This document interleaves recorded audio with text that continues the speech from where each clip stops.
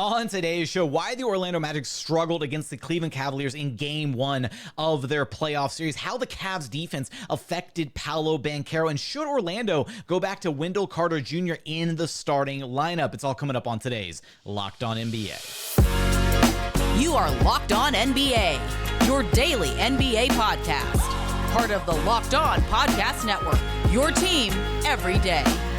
What's up and welcome to another edition of Locked On NBA, the biggest stories with the local experts. I'm your host, Jackson Gatlin, also host of Locked On Rockets right here on the Locked On Podcast Network, your team every day. Now, today's episode is brought to you by Prize Picks.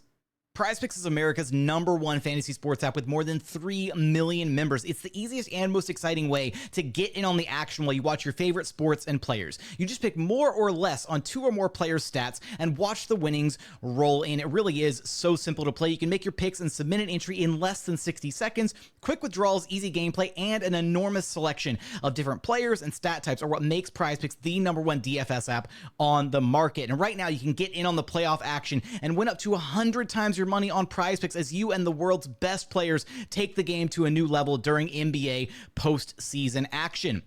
So if you've been thinking about getting in on some daily fantasy sports action, try Prize Picks. Download the app today and use code LOCKEDONNBA for a first deposit match up to $100. Again, download the app today and use code LOCKEDONNBA for a first deposit match up to $100. Prize Picks. Pick more, pick less. It's that easy. Joining us now is the host of Locked On Magic, Philip Rossman-Reich. You can track down wherever you listen to your podcast, and on YouTube, just search Locked On Magic. Here to help us make some sense of what exactly took place here in Game 1 of Magic Cavaliers, this first round series, best of 7 games out in the Eastern Conference, a 97-83 loss for the Magic. And where I want to start here, Philip, is how much of this loss just kind of felt like some first game jitters for a very, very young Magic team many of whom getting their first taste of playoff basketball? I think we have to consider that it's a little bit of that. I mean, essentially the Cavaliers took a 10-point lead like right out of the gates. They led by 7 after the end of the first quarter, and so I do think it took the Magic maybe a quarter and a half to really get into the game and really get a sense of like, okay, this is the physicality that they're going to let us get away with in the playoffs. And this is what a playoff game feels like, because pretty much after that first quarter, they played essentially even with Cleveland. So despite the loss, despite struggling to be able to score, I think Orlando does feel very confident that they were competitive in this game, and that, yes, maybe they got off to a slower start than they wanted to. Cleveland certainly has a lot of redemption on their mind after last year's playoffs. There's a lot of baggage they're bringing with them. So I think Orlando got blitzed early, and then they felt they settled into the game. And I think that's something they can take into game 2. So I do think that was a part of the problem in game 1.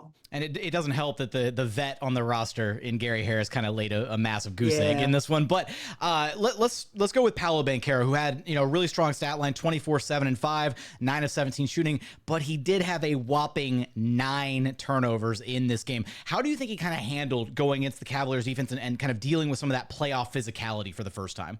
Yeah, I mean, I think the stats really tell you the whole story. I mean, he was able to find his space. He was able to find the ability, the ways to get downhill a little bit, find pockets to score, was able to hit his jumpers in a game where no one on the Magic could make shots.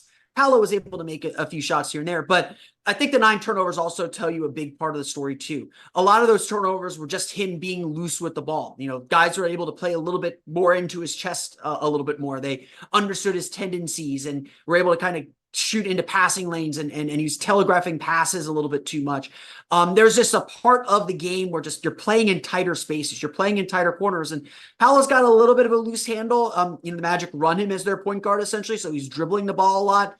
There's not a lot of movement. There's not a lot of space to operate because the Magic don't have any shooters, and certainly not in this game did they have much shooting to help space the floor a little bit. And so he just had to learn how to play in tighter corners a little bit, which, I think you do see stars tend to struggle with. The fact that he had the ball in his hand so much means that he was the one committing all the turnovers and getting credited with a lot of those mistakes. And so, he said it after the game, that's not going to happen again. The Magic certainly hope it won't happen again either. Donovan Mitchell for the Cavaliers had a game-high 30 points on 11 of 21 shooting. What were you seeing that allowed him to be so effective in this game, and why the Magic really couldn't find a way to slow him down? I mean, I think the Cavs really talked about this a lot at the beginning of the game. They got Evan Mobley going. They got Evan Mobley to hit a couple shots. And so the Magic's plan to blitz him a little bit on screens and leave Mobley open for three. That was the bet they were willing to make, and Cleveland made them pay for it. And so by the time that, he hit 2 threes early in the first quarter, Cleveland hit their first 5 3-pointers, ended up missing their next 19, but the damage was kind of already done. The Magic had to shift their defensive strategy. They started switching 1 through 5, and that enabled Donovan Mitchell to get a little bit more downhill because he could beat them on some of the confusions with the switches. The Cavs were able to run to some empty corners. Orlando couldn't leave the shooters, even though Cleveland was missing threes. They couldn't leave those shooters because of that early start, and that gave him the space to find pockets downhill. And then on top of it, he hit some really tough shots. There's a 3 early in the game. Again, like I said, Cleveland made their first 5 3-pointers in this game, really helped set the tone for the game and stake that lead for the Cavs that they never gave up. He hit this 1-3 in the first quarter over Gary Harris, over Jonathan Isaac, or over Paolo Banchero, I think, at the 24-second shot clock buzzer, and just made it. And sometimes that happens. Cleveland was able to convert off turnovers, able to play with the right pace, and he was able to get downhill before the Magic could set their defense. And that was a big factor in this game. Mitchell's a primetime player. He looks healthier than he's looked in a long time. And that's kind of what the Magic are going to have to deal with, is how do we make his life hard? I thought they actually did make his life hard, but he's the kind of player that can beat that. Jonathan Isaac getting the start over Wendell Carter Jr. Carter Jr. still playing, but obviously, like, how limited is he right now? And is there a chance that we could see him being shifted back into the starting lineup at some point during this series? And how much does that really kind of hurt the Magic at this point? Yeah, I mean, by all accounts, Wendell Carter is healthy. Obviously had the week after the game on Sunday, after the regular season finale, to get those back spasms in order. So he told us during the week that the back was feeling good. It feels like this is the strategy the Magic wanted to go with, that they wanted to play, they need to get as many minutes out of Jonathan Isaac as they can because he's such a dynamic defensive player, and they're expecting this to be a defensive series. Jared Allen isn't, he's going to kill you maybe on the glass a little bit, but he's not someone that's going to post up and be a main offensive weapon. So I think they believe that they can switch and use Jonathan Isaac on screens to really mess up the defense on the perimeter and be able to cover for him on the back end.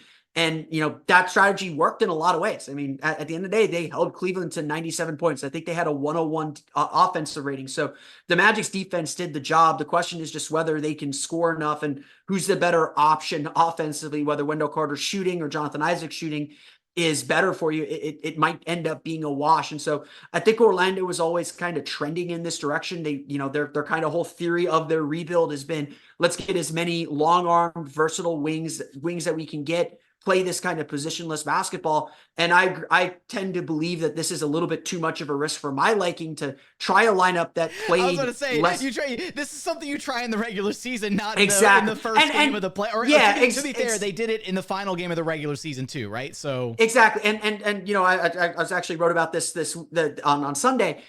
They played only 44 total minutes together, that starting group in the regular season. Man. It's not enough. And, the Magic did experiment with this a little bit over the last month of the season. They brought Jonathan Isaac in as the backup center. He'd come in for Wendell Carter, play 2, 3, 4, 5 minutes maybe at a time with that starting group before they started breaking that lineup. So it's not like they haven't played together, but it's an extremely small sample size.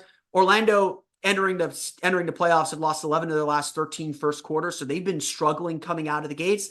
They struggled again in game 1. This is not a team that can come from behind. They got to find a way to get some spark. Maybe this was their answer to that. It didn't work in game 1. And again, I do think it's a huge risk to change from a lineup that was working. It's not like that lineup with Wendell Carter wasn't working or didn't have a positive stat line. It was working.